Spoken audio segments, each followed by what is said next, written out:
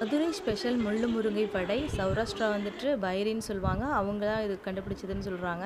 ஆனால் மதுரை ஸ்பெஷல் இது. இதுக்கு வந்து ரொம்ப ரொம்ப சூப்பராக இருக்கும். சளிக்கு ஒரு நல்ல மருந்துங்க. இந்த முள்ளு முருங்கை கீரை இப்படி தான் இருக்கும் பாருங்கள். இதில் வந்துட்டு நரம்பு அப்படியே எடுத்துடணும். எடுத்துட்டு நல்லா வாஷ் பண்ணி வச்சுக்கோங்க. இட்லி அரிசி ஒரு 2 மணி நேரம் ஊற வச்சுக்கோங்க. இப்போ வந்து க்ளீன் பண்ண முள்ளு முருங்கை கீரை, பூண்டு, 1 ஸ்பூன் ஜீரகம், 1 ஸ்பூன் மிளகு சேர்த்து உப்பு சேர்த்து நல்லா நைஸாக அரைச்சிக்கோங்க. திக்காக அரைச்சிக்கோங்க. இதில் வந்து 2 ஸ்பூன் பச்சரிசி மாவு சேர்த்து சப்பாத்தி மாவு வந்த பதத்துக்கு பிசைஞ்சு வச்சுக்கோங்க. இப்போ நல்லா ஒரு இலையில எண்ணெய் தடவி நல்லா தட்டையாக தட்டிக்கோங்க.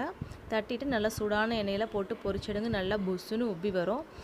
கிளைமேட் சேஞ்ச் ஆகிறனால என்னோடய பையனுக்கு கோல்டு வந்துட்டு அதில் ஃபீவரும் வந்துருச்சு. அப்புறம் டேப்லெட் கொடுத்தும் நம்மளும் கொஞ்சம் வீட்டில் ட்ரை பண்ணுவோன்னு சொல்லி இந்த முள்ளுமுருங்கை கீரை தோசை, அப்புறம் பூரி இதெல்லாம் ட்ரை பண்ணேன். முள்ளுமுருங்கை கீரை வடைன்னு சொல்லலாம், இது பூரின்னு சொல்லலாம். 7 டே சீரீஸில் இன்றைக்கி வந்து 5th டே. அதனால் முள்ளுமுருங்கை கீரை வடை இல்லைன்னா அதை பூரின்னு சொல்லலாம். ட்ரை பண்ணுங்கள், ரொம்ப சூப்பராக இருக்கும். தேங்க்யூ.